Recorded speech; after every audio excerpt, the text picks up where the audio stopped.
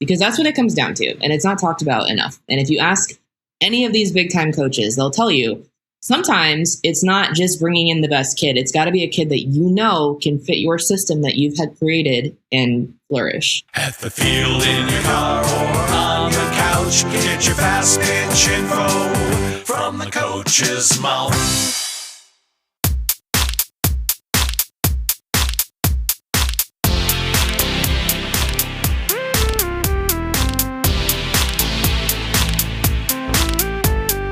Welcome to the From the Coach's Mouth podcast with your hosts, Jay Bolden and Ken Kraus.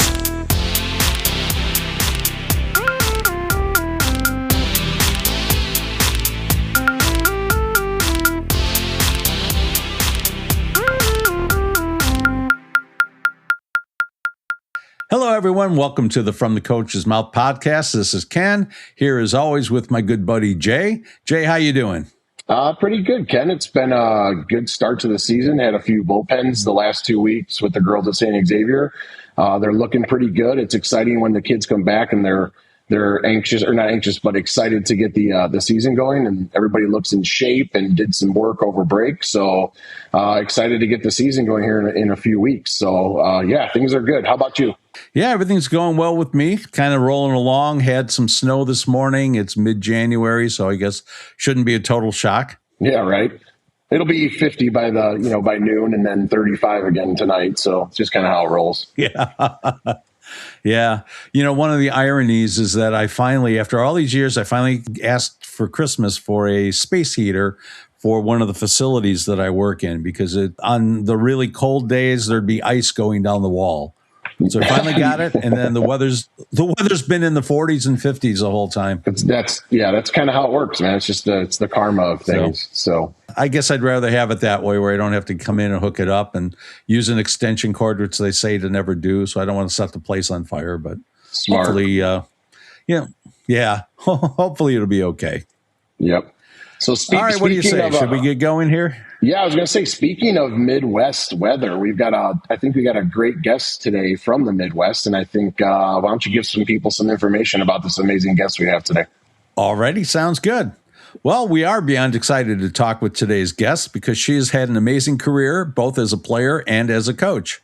As a player, she was a 3-time All-American at the University of Georgia, a 3-time All-SEC first-team selection, and in 2009 was a finalist for the USA Softball Collegiate Player of the Year. It's no wonder, considering she set single-season records at Georgia for batting average, slugging percentage, on-base percentage, home runs, extra base hits, RBIs, and total bases. Okay, I got to take a breath after all that. All right. When she finished her collegiate playing career, she was drafted to the Chicago Bandits in the National Pro Fastpitch League.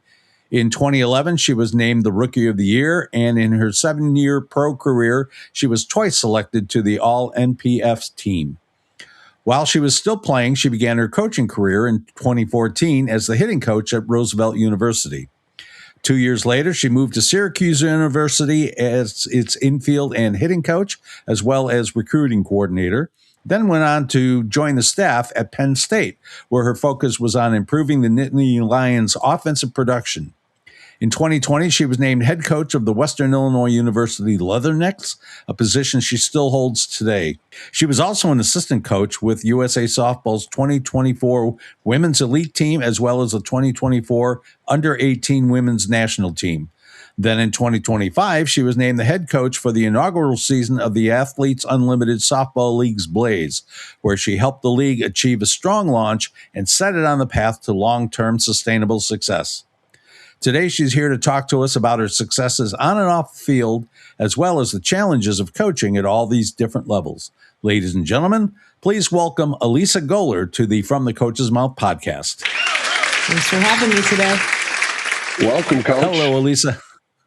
How are you? I'm great. I am enjoying, as you said, the fact that it's going to be 42 degrees today in Illinois. Yeah, it's been a strange January for sure. Yeah, I mean, even yesterday was just beautiful. You could get outside. We went outside, took reps outside. It was great. So, yeah, it's fantastic. We'll take what we can get, especially in the Midwest. So, No kidding. So, Lisa, I'm going to get into it right away with you, man. I know a little bit about your background, but I want our listeners here to understand your background kind of. So take us back to your playing days. Like, where did you grow up playing the game? How did it all start for you?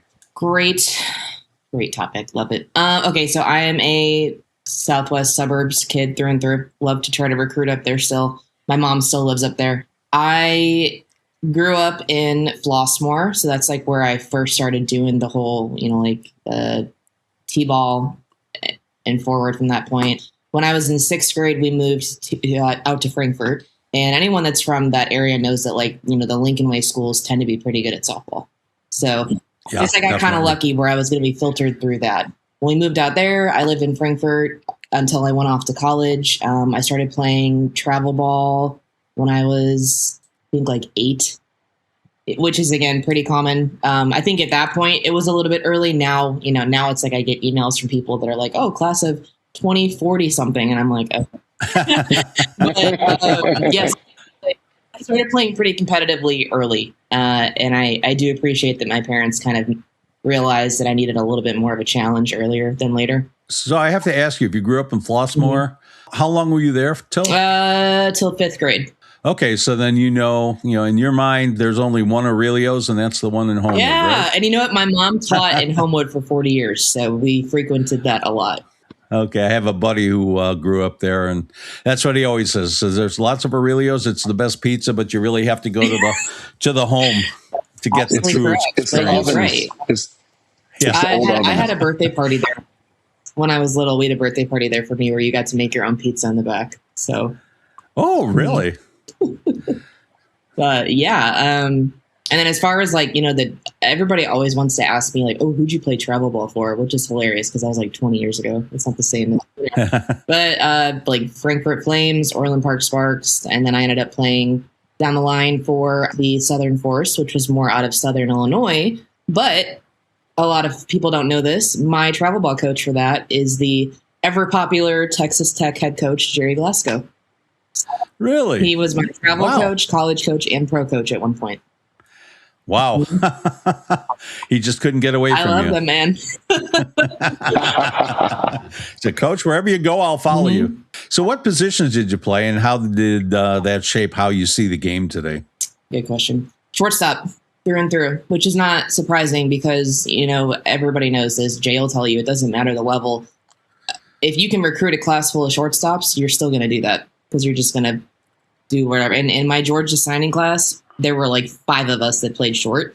And then we just kind of got put wherever and nobody cared because that's just how it goes. But as far as how it's shaped, I think when if you're truly playing the position well, I'm not really talking about your glove, your arm. I'm talking if you're playing that position the way you're supposed to be, where you're a leader on the infield, you're thinking ahead, all of that. I think it just helped me when I got to college because I was playing for a coach that she didn't want us to be robots. She wanted us to think for ourselves.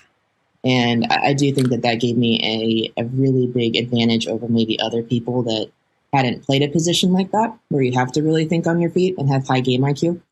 So I do think that put me in a good spot, even when I moved to third base, because in college I played mostly third base. I played some shortstop, but mostly third. Did that autonomy on the field, did that carry over into your coaching? Do you approach your players the same way? Yeah, exactly the same. I don't think I realized when I was in the system at Georgia that that's what we were doing, which is normal. I don't think a lot of times as an athlete, you're so tunnel vision that you're just trying to survive, right?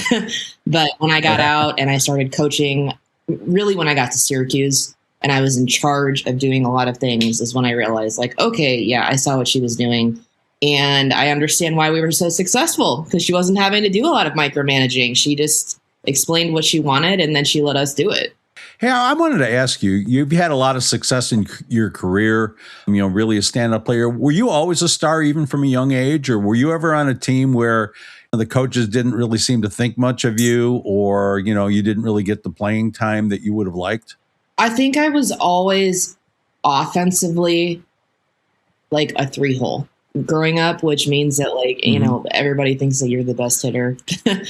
Right. Defensively, because I I've never been, even, when I was like playing college and pro and you're like at your fittest, I've never been the prototypical body type of a shortstop. And so I think when I was younger, I would have some people that maybe overlooked the reads or the angles or the ability. And so I think at times I had coaches that were maybe like moving me out of position because they didn't give me necessarily a fair shake. And I say that and it sounds like me where I'm like, I should have played short. No, that's not what I mean. I'm just saying, I think that I had at times people that were making assumptions before they actually worked with me.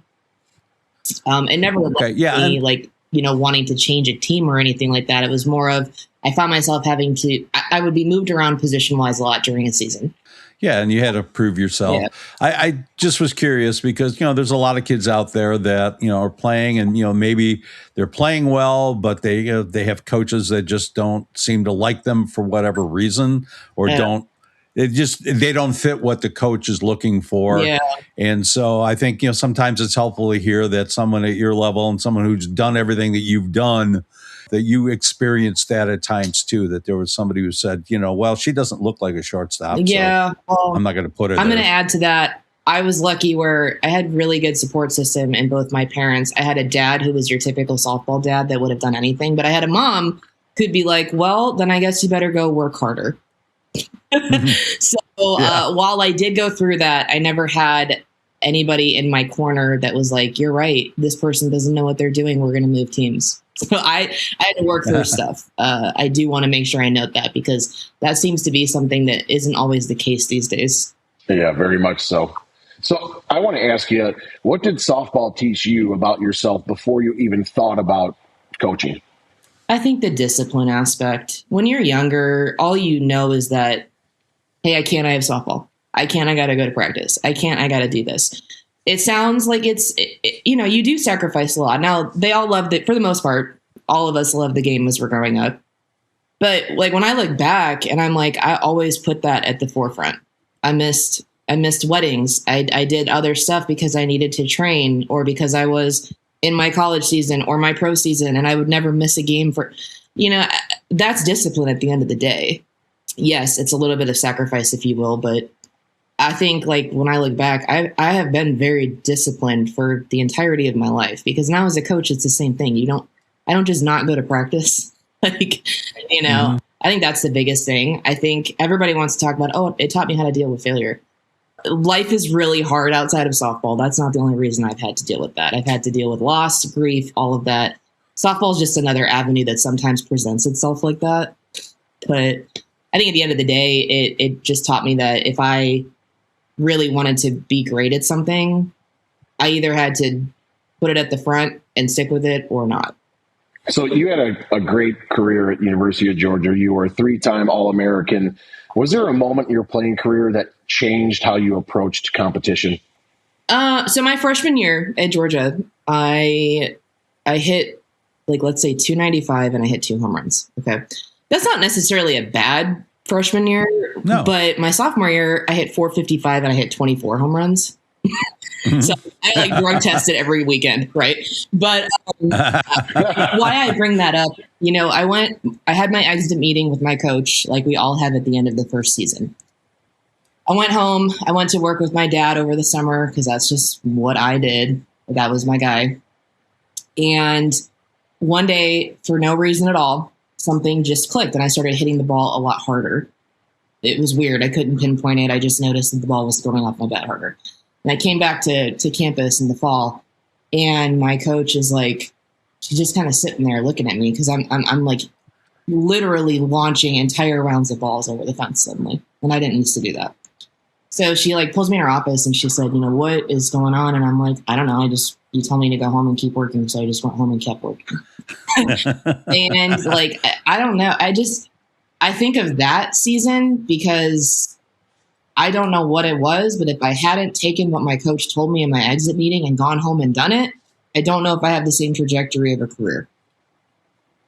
And so I think it's just more of sharing, if you're lucky enough to have a coach that sits you down and gives you actual info in your meetings or your exit meetings or says, hey, that was good, I believe in you, anything like that, because I don't actually think all kids get that. But If I hadn't done that, if I had just gone home and been like, oh, okay, like I was a starter, my numbers were pretty good, that's fine. I don't know if it would have clicked for me. It kind of felt like it was payoff, even though I still can't pinpoint it, for doing the right thing. It wasn't just like Flintstone vitamins or something. No, still don't know what to tell you when people ask. But yeah. It's interesting that even to this day, there's nothing you can look back on and say this is what changed it. But obviously, something somewhere along the way changed, and look at where you got now. I know. I wish I could give you a better answer than that, but that's the reality. No, that's fine. How did your own struggles or failures, if you had any, as a player influence how you coach athletes today? If you ask my athletes now, and Jay knows a little bit because he's got, I have a pitcher that have worked with Jay, so he kind of gets the insider info too. But one thing that makes me really proud when I talk to them is they all truly know that I value mental health. I think that is, unfortunately, sometimes it's a buzzword that can be used because people maybe can't pinpoint what that means. But I've been really, really honest with my kids about my own career with it. We've set the standard to where we can have open communication, judge-free. I offer, for example, mental health days that they can cash in on if they need. And to me, that's the biggest thing. I had a really good career. I was blessed. And it was a long career. Yep. And I had some really, really bad low moments when I probably shouldn't have on paper been having low moments because my numbers were good.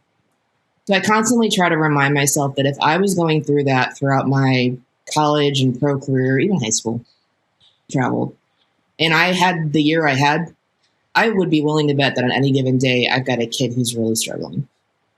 And I think I was just more embarrassed, but it wasn't as talked about. It wasn't as widely discussed. I did see a sports psychologist at times, but even then, like, people would kind of poke fun at me because nobody did that. So it was like, oh, what's wrong with you? Why are you going to do that? But that's like my biggest thing that has kind of affected how I coach is I don't ever want a kid to feel like there's something wrong with them. And again, Jay was shaking his head when I said that, but like, it's really important to me. And I tell people and families on their recruiting visits, if that sounds like an eye roll to you, you're not a right fit for my program. If we can't understand that sometimes people, I'll add this for you, Alicia, just because I've had conversations with that player. And the most important thing is it's genuine from you. So I think that's the biggest thing. Like you said, it's a buzzword, but I think the players really appreciate that from you and your staff, Colin as well, right? It's genuine. So I think that's the biggest thing because mental health is thrown around and all that stuff. But I think when it's genuinely coming from a person who knows or cares about you, that's when the athlete connects. And I will say, knowing you and talking to that player, it is genuine. I appreciate that. Do you think that, that's especially important for female athletes? Because, one of the things I've heard female coaches talk about is they'd say, you guys have to understand, you say something negative to us, we believe you. And we listen to that and we hear that more than we hear the positive. So, I mean, has that kind of was it your personal experience? Has that been your experience with your athletes? And does that kind of influence how you approach things as well? Gosh, there's so much. I mean, for one, majority of female athletes are perfectionists. It goes hand in hand. So, no, again, I'm the same. Like, knowing that, yes, you're going to absorb more times than not the negative I probably could give one of my kids like 10 compliments in a day, but if I rip them one time, they're going to leave and be like, she's so mad at me. So like, I understand that, does that mean that I shy away from giving feedback? No, of course not. I just think you have to build a relationship to where they know that you're not just coming at them if you're doing that. But I think the other aspect of it is just, it's unprecedented times for social media, for all kinds of stuff. I didn't have to deal with that. I am so thankful. I tell them all the time, I love that I didn't have, Twitter just came out when I was like a junior in college. I'm so thankful that I don't have to do that because you've got cyberbullying, you've got body image stuff, like all it takes, it's just, there's so much that they have going on. And I don't know, like we need to make sure that we're prepping them for life after school. But I think sometimes we all, myself included, and I think I do a pretty good job of it, but we need reminders that like they are literally fighting for their lives day to day. That's what college is. So there's just a lot. But I think male athletes, I don't want it to, it's not just a female thing. There's a lot of male athletes that get stuck on stuff like that too. I just think it's athletes in general. For the majority of them, they're perfectionists. They can't handle sometimes if they're not up to par. So, Alisa, when did the coaching bug bite you? I actually wanted to go to law school. And I got an opportunity when I was still playing pro, like you said, to work at Roosevelt. My first coaching job made $2,500. I spent all of that driving back and forth from the suburbs to the city for practice that year. The only reason I did it is because I had been out of school I got my master's and I was out of school for like 2 years. And I was like, I got to find something else to put on my resume. I was kind of debating doing the law school thing, but I was still playing pro. So in my head, I'm like, well, I don't think I can do both until I'm done playing. I got to ride this out. So Lauren Lappin, who's a really good coach, was one of the other assistant coaches at Roosevelt at the time. Amanda Scott, who's now the head coach at AUSL, was the head coach. They were like, well, just help us out. Like you'll like it. It's fine. It's not going to have any issues. You could train on the side. So I really just did it as a start to see if I even kind of liked it. And it was fun. I mean, the Roosevelt life is very different than the Syracuse life. So when Syracuse called me, then it's like the same conversation with my family. I'm like, well, I guess I should try Division I before it's too late. And then now I'm still doing Division I and I've not gone to law school. So I just keeps feeling like opportunities that are presented where it's like, I need to try this while I can. I think I always was meant to coach in some capacity. I mean, maybe it ends up where I just coach high school. I don't know. But I really didn't know that I was going to have the drive to be a college coach until I actually got thrown into it. And hey, it's never too late. There's always, law school will always be there if you decide to go that route. Well, if we keep going with this crazy NIL route, it's going to be coming sooner than later. So. Yeah. So, what kind of an impact has that had on you, as a coach and, as a program? The NIL stuff? The NIL stuff. I mean, Western's not really it's not just Western. It's any small mid-major is not really in the same realm anymore as some. It's a very lengthy discussion. What I would say is, I don't say this in a negative way. I think the growth and the opportunity, I want women to get paid. I want softball players to get paid, but I wish I could have got paid. So this is not me saying like, oh my gosh, I hate it. I hope it stops. No, like opportunity is excellent. It's just the reality is that what Division I looks like, I don't think will be the same in a couple of years because you're not going to have people that can compete or hang in there resource wise. Not even like record wise. I'm talking like resources. So it'll be very interesting to me kind of how that works its way out. But for me at Western, that's not something that is necessarily a hot topic. We have some that have, like product deals and things like that. They love it. But I don't have $1 million check for Nigel here. Yeah, right. I wish I did. I'd probably give it to myself. So I want to go back. You never know. Some wealthy alumnus. Yeah, you never know, right? Yeah. So I do want to go back and ask you a question about your early coaching days. What mistakes did you make as a young coach, looking back on it? And is there, looking back, is there anything you could change about what you coached or, how you handled that? I'm talking about as a young coach. Yeah, I think that's a two-part answer because a young head coach versus a young assistant associate is different too. As obviously I started as an assistant/associate coach. I think that when you're young and you come out of the ranks, it's first off, you only know how to teach the system that you came out of. I was blessed where I did come from a good system. And I came from a system that, as I kind of said earlier, taught us a lot, taught us how to think for ourselves. But, like when you're young and that's all you know, what happens when you get a kid that isn't able to work in the system or in the language that you're using? And when I think back, I don't want to say it was a mistake, but I think it just, like any young coach, it takes you a while to figure out how to adapt, how to be able to speak to every kid differently if you have to.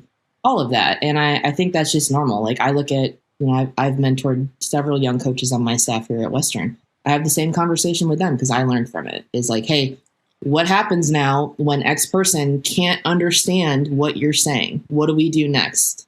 Versus get frustrated or try to keep just doing the same thing, hoping it clicks. You know what I mean? So I don't want to say Yeah. it was necessarily a mistake. I think it's just a learning curve. Of course, I wish there were times where I would have figured it out faster, but I think that's what comes with the territory of being a young coach.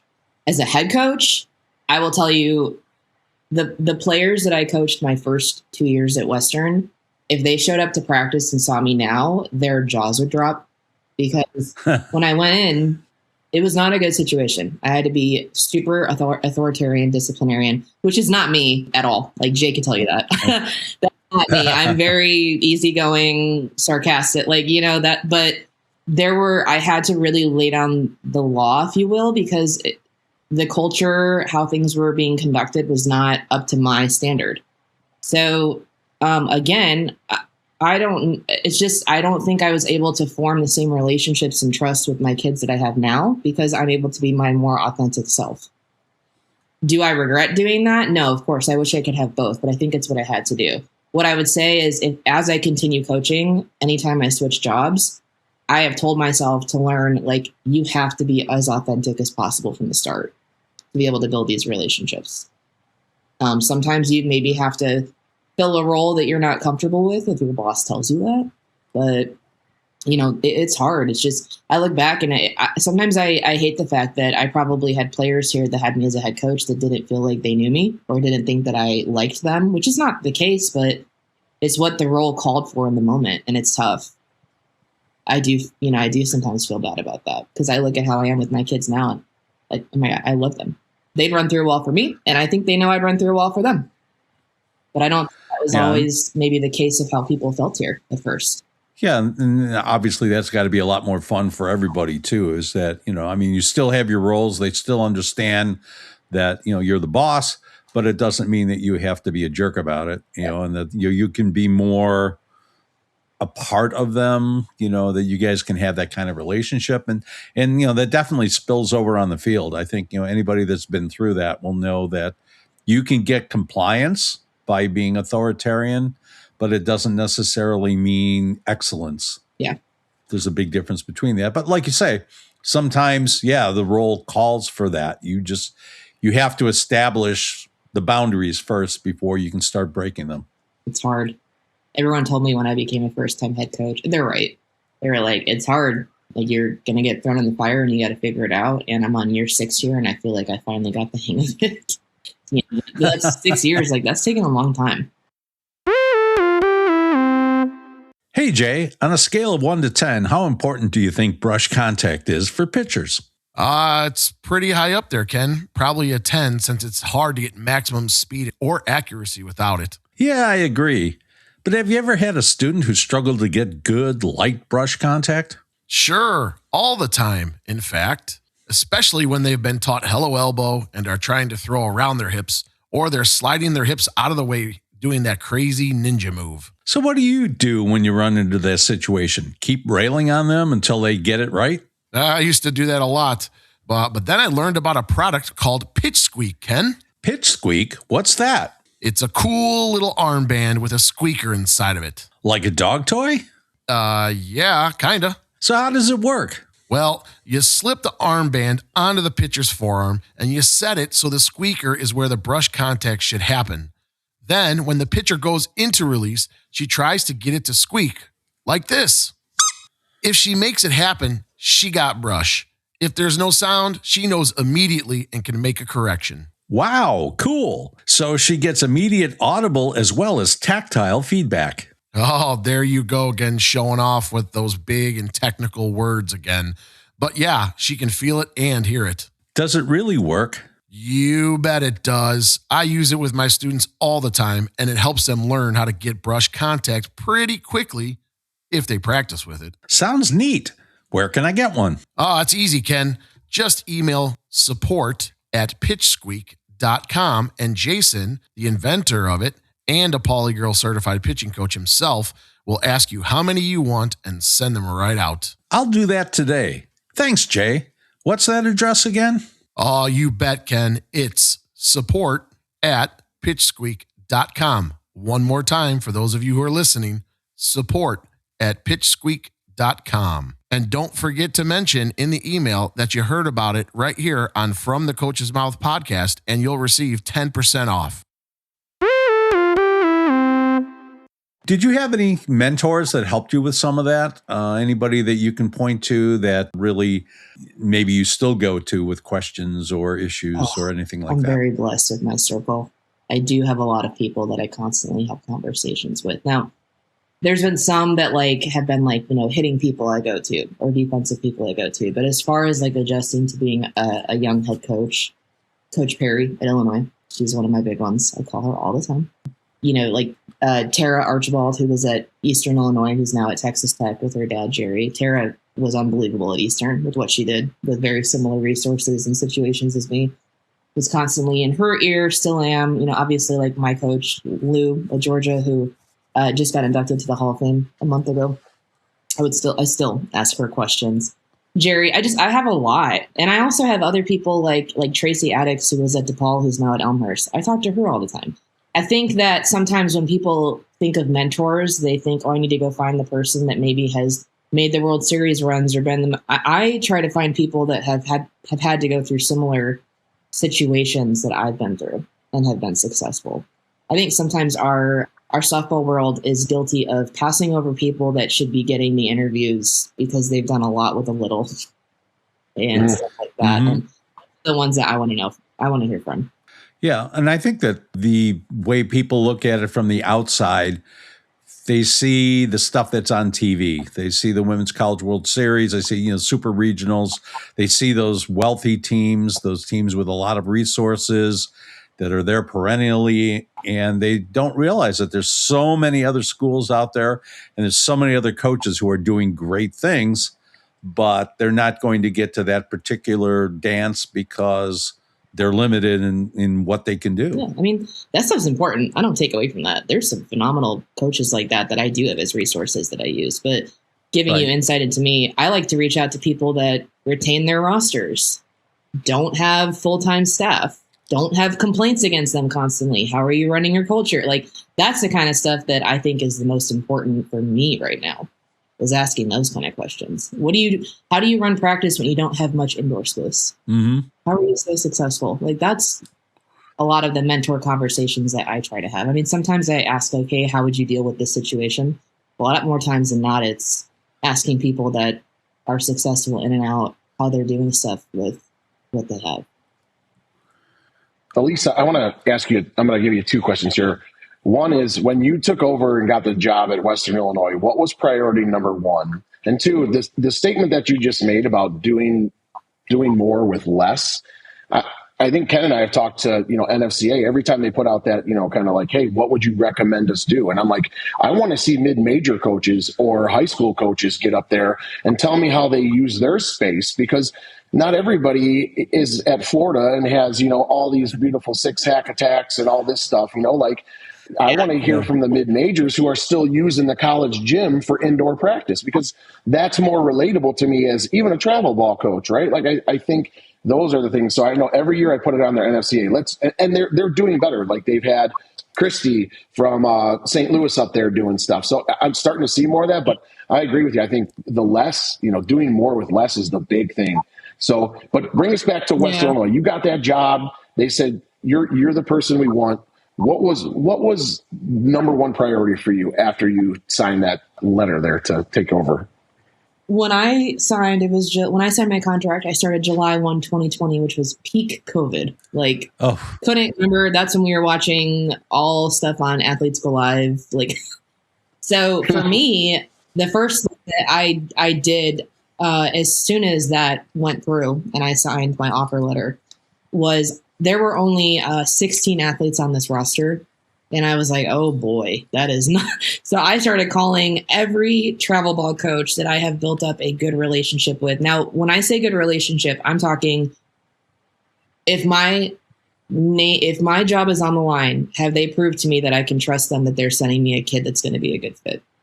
Okay, I'm not talking good relationship like, oh, we get a lot of traction, they email us a lot. No, I'm saying like people that I have worked with that when they're like, hey, this kid's the real deal, she'll grind it out. And it came true, like when you got them there. Mm-hmm. So I started calling all of them. And I was like, I've got money. I have lots of money. I need to bring kids in.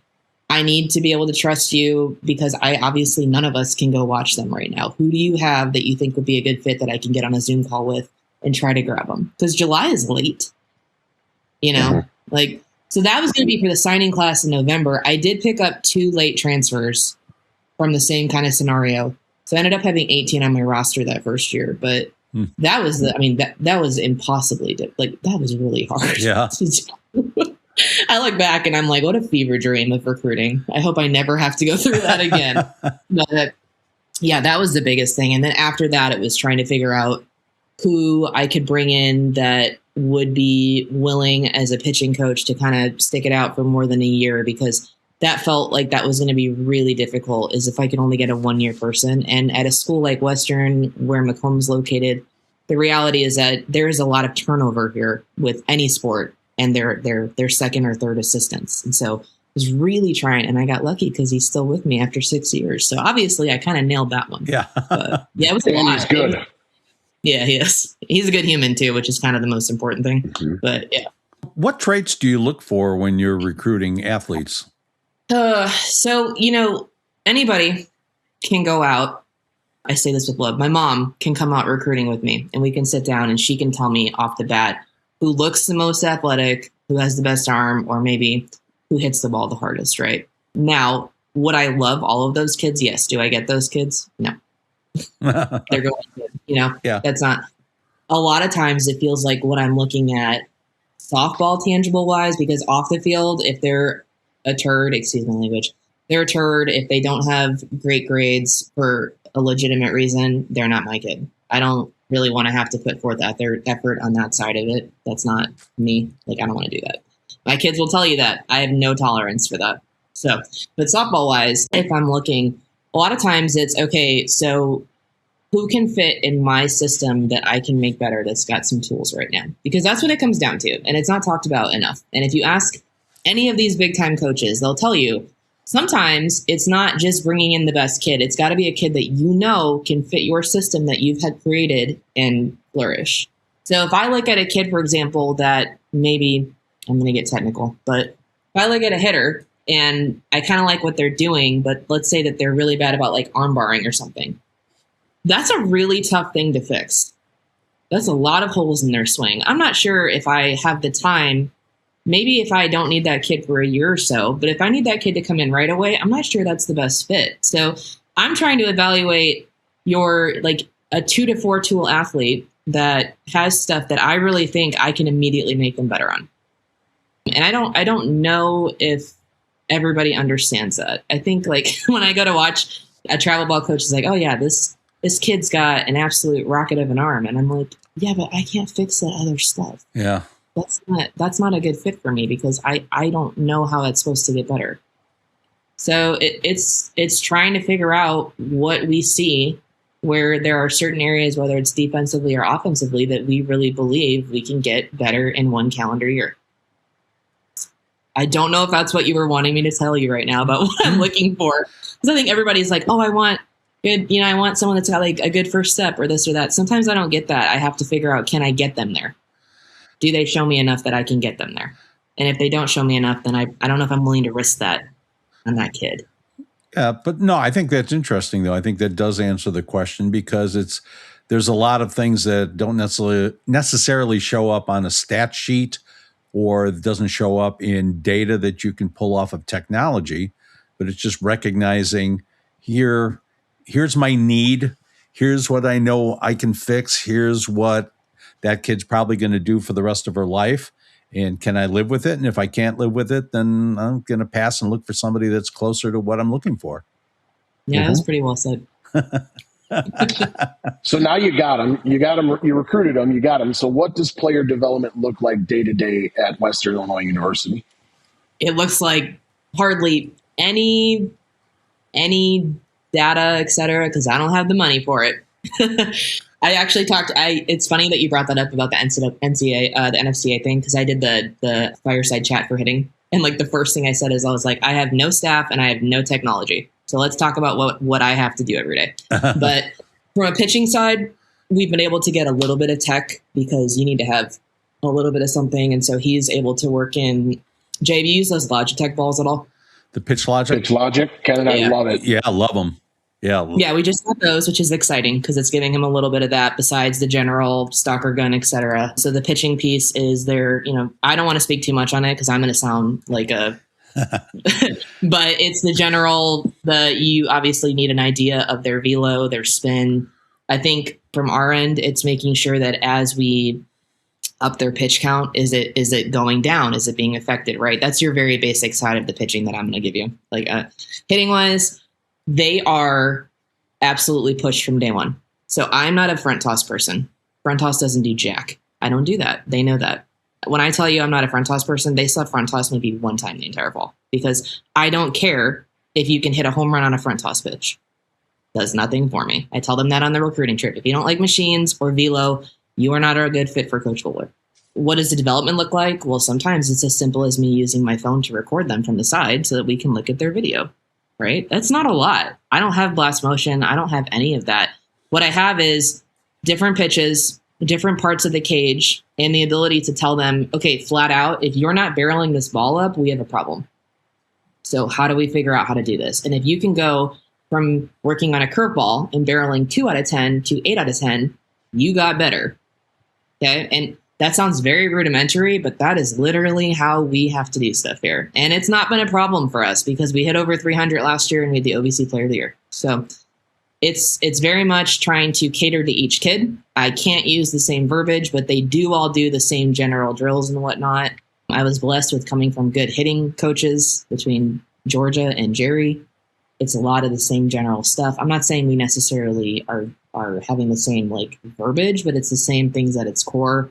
I think most hitting coaches across the country, we all do the same drills. They're not a secret. Everybody can pretend like we don't. We all do the same things. Like we do the same, Mm-hmm. So it's just, if I've got a kid that's got a movement pattern that's kind of off and I can just give them a cue, then that's what we're going to do. Lots of verbal cues, lots of trying to use direction, spots in the cage for visualization, stuff like that. And then defensively, same boat. I don't have a lot of space. I've got some turf I can throw down. I use the hell out of my junior hacks for defensive reps too, because I don't have enough coaches. I need more bodies. So, we can get a lot of reps as well. And it's just, if I've got a kid that's struggling with maybe a backhand or something, we're going to rep the hell out of it. And then we're going to do a little bit of video so they can see. And that's pretty much what it looks like. It's not super glamorous, but it works. And you know what? Like, it's really forced me to become a more well-rounded coach being here. Yeah, there's nothing like having to solve problems to help you really think through it and then be able to apply it. And if you do get more budget or you get more opportunity to expand on the technology or something like that, it'll just make you that much better. Yeah, I mean, I would love it. But at the same time, you can have all the tech in the world. If you can't actually explain to your kid, you're not doing your job. Yep. So I view it as maybe if that time comes, I'll be okay because I've already had to explain and demo. The amount of demoing that Coach Goler still does, I work out every day because I gotta stay in demo shape. Yeah. Hey, I wanted to ask you something. So you mentioned about that you don't like front toss, that you prefer machines. That's interesting because, at least for a while there was a whole thing against machines, said it's not realistic. Doesn't really translate. You obviously feel differently. Yeah. Also, I don't care what people like. I think that at the end of the day, if they were going to be facing a 55-mile-an-hour pitch down the middle in a game, I'd do it. But I'm not seeing that. We're not seeing that. We're seeing the average between 60 to 64. At least one pitch is going to really break. Jay knows. Usually it's a curveball. Maybe it's a rise ball. But they know it. Like, that doesn't help us. Is there a time and place for it? Sure. If I've got a kid that is in a mental funk and needs to come in and do that, we can do that one-on-one. But I'm not doing it with the group, not when we're better served prepping a 66 curveball that really moves. So in a game, it doesn't look like it's moving like that. Like, it's okay. Not everybody has to agree with me on it. I don't care. It doesn't bother me. This is how I am. I want to make sure that when they get in the game, they feel like they have been in the freaking trenches at practice, because I am not nice with how I work with them. Like, it's hard. There are days where they are crumbling in the cage, but we need that, because if the first time they're struggling is in a game, I have failed them.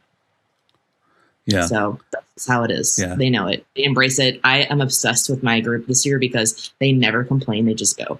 And like, they'll leave practice and they're like, all right, that was brutal. I'm like, you're right, it was. And tomorrow you'll be better at it. Yeah. It's fine.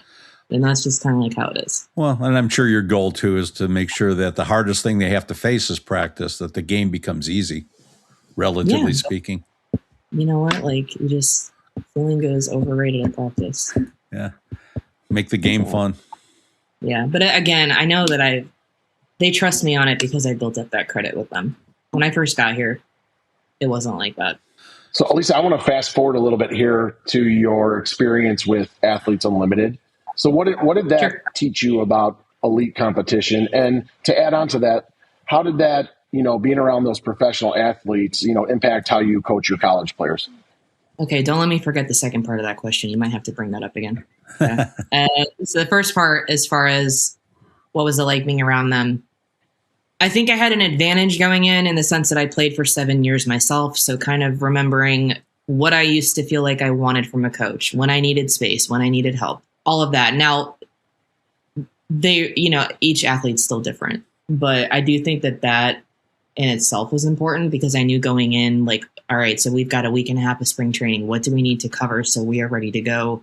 Because I think even when I'm like with the USA stuff, sometimes people almost shy away from the coaching because the athlete is elite, but like there are still things that there need to be discussed or, like that you're having someone manage or run through at practice for you. So I would say that was the biggest advantage, that I didn't go in feeling like I didn't know what to do. I had a plan going in. I literally had the entire first week of practice plans written out before I went in.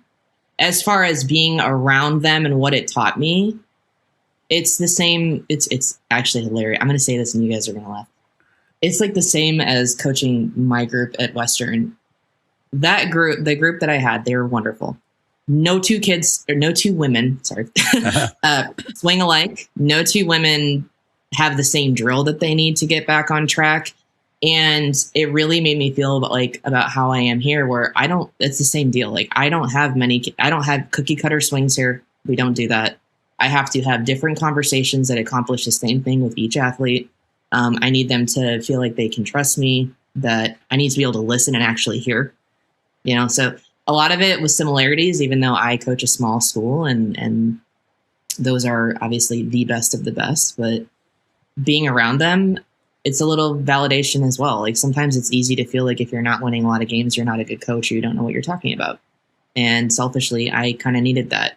I needed to know that I could still sit and see something in a swing and tell someone that and have a conversation and have them be like, you know what, I do feel that, you're right. Or, stuff like that. So it was an amazing experience. AU is really, really, really trying to break the mold of what professional softball should be.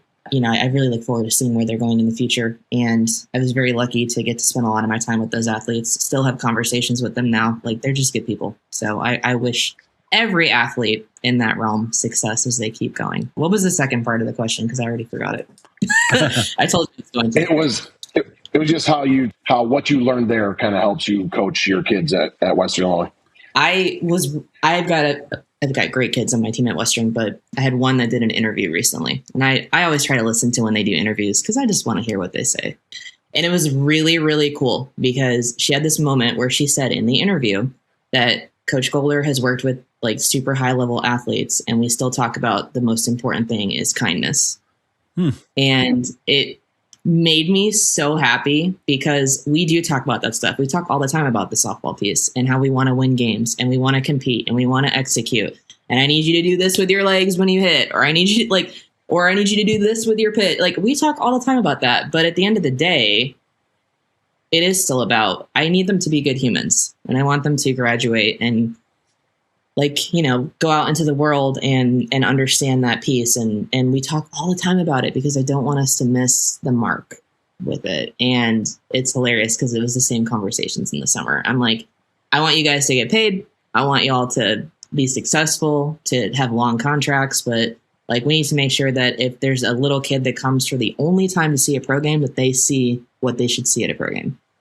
You know what I mean? Mm-hmm. And so a lot of parallels with that, but that made me the happiest I probably have been as a head coach, was hearing a kid say that, because it makes me know that I'm not saying things that are falling on deaf ears. So, you mentioned about the kid that maybe come and see one pro game and, getting the right experience out of that. How important do you think it is for young athletes to see professional softball and see it as a viable option? It's been there, but it's not been in the States, right? It's been in Japan, where everyone knows that's like the mecca of opportunities because you get paid a lot of money. Now there's a lot of pressure, but you get paid a lot of money there. I think just between social media and TV coverage, having it consistently in the States that's everything, because that's how people see it. That's how the random dudes at the sports bar suddenly tell you that, oh, I like softball. It's pretty fast paced because it's on TV. It's just there. I do think AU is providing an environment where moving forward, it will actually be a viable thing for college athletes to say, I think I want to go play pro for a bit, because they'll be able to get to that point where they're making enough money to be able to do that. The goal, not from just my mouth, I know this is what AU wants to. The goal is to get to where they're making enough money that they wouldn't have to have a second job during the year, because training and doing that is difficult, right? I mean, I lived it firsthand.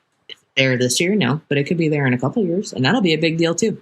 So I think it's huge. I think any kind of coverage that you get just makes it that much bigger of a deal. But there are going to be kids now that are coming out of middle school or younger that are going to start saying, I want to play for the Blaze, or I want to play for the Spark. And that's amazing. That's never been something. There's never been continuity with anything like that. So I'm proud to have been a small part of that year one. Well, and something that I've found, I don't know if Jay has found that as well with his players, but a lot of times the younger kids, you say, oh, so who's your favorite college player, or who's your favorite this or that? And they can't name anybody. And that's a shame that they don't have someone that they can directly look up to. So if AU can do that and give them, where you ask a 10-year-old or a 12-year-old and say, hey, who's your favorite player? And they can say so-and-so on this team. I think that'd be a really good indicator that you're getting to where you want to go. Yeah. And, the reality is that where it's been missing is you get these players that you watch that go to the World Series for a year or two, and then they dissipate. Right. People aren't going to follow them in Japan because they don't even know about the JDL's website. That's the Japan League. They don't even know about their website or that they can follow. They're not going to do that. And so we've been missing the mark where people build their brand and then they just go away as far as fans know. And so I think the ability to finally start following these players that they grow to love throughout their college careers is look at Sam Landry is a perfect example right now. That girl, everybody loves them some Sam Landry, and they should, because she had a great career, and now they get to keep watching her. Yeah. So Nyjah will be the next big Jordy Ball or Jordy Fromm. She's married now. Yeah. They'll be the next ones that'll come out, and people are going to get to keep watching them, hopefully, and that's a big deal. So, Alisa, you're involved in so much. You got Team USA, you've got Athletes Unlimited, you're the head coach at Western Illinois. What keeps you motivated through the grind of all of those seasons? Oh, gosh. You know what? I do that stuff. The reason that I have done the USA and the AU stuff, it's fun because the fun piece doesn't leave when you're playing versus coaching. It's fun. But the reason I've done that is because I want to make sure that I'm still pushing myself out of my comfort zone to learn as a coach. I'm doing it to be the best head coach I can be for Western right now.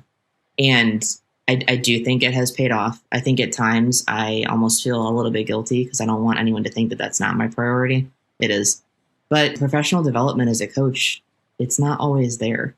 And that's kind of where I've found that, if I have to flat out go do it and be hands-on and figure it out, that's been helpful. Both as hey, I like that we do this, or example.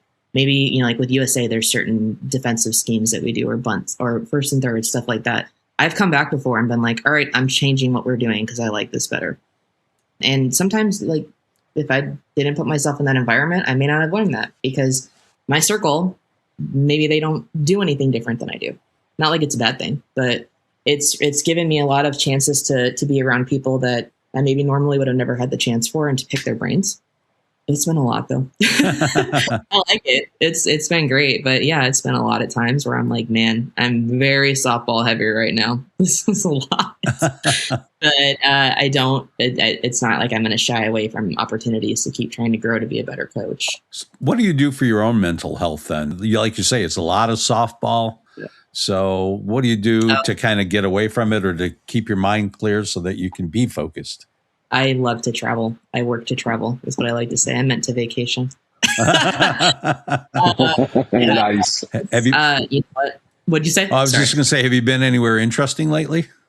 I was in Mexico last week for a few days. Okay. Just to go do that. Last summer with USA, I was able to go to Italy, which was cool. So it's been good opportunity. That's awesome. Yeah, it's been very blessed. But for me, my mental resets come from sometimes.